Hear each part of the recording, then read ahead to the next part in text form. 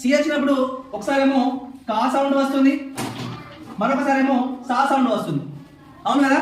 మరి ఎప్పుడు కా సౌండ్తో చదవాలో ఎప్పుడు సా సౌండ్తో చదవాలో ఒకసారి చూద్దాం. ఏఈఐఓలను ఏమంటారని చెప్పిన వావెల్స్ అంటారు కదా. ఈ వావెల్స్లో సి తర్వాత ఏ గాని ఓ గాని యు గాని వస్తే అప్పుడు మనం కా అనేటటువంటి సౌండ్తో చదవాలి. ఏ సౌండ్తో చదవాలి?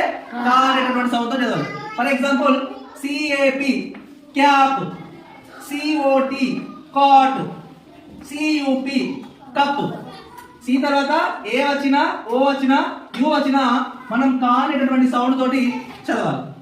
అలా కాకుండా సి తర్వాత ఈ గాని ఐ గాని వస్తే అప్పుడు మనం సా అనేటటువంటి సౌండ్ తోటి చదవాలి.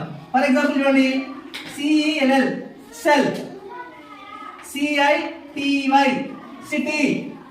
ఓకేనా? సి తర్వాత ఈ గాని ఐ గనుక వస్తే అప్పుడు మనం ఈ సా అనేటటువంటి సౌండ్ తోటి చదవాలి.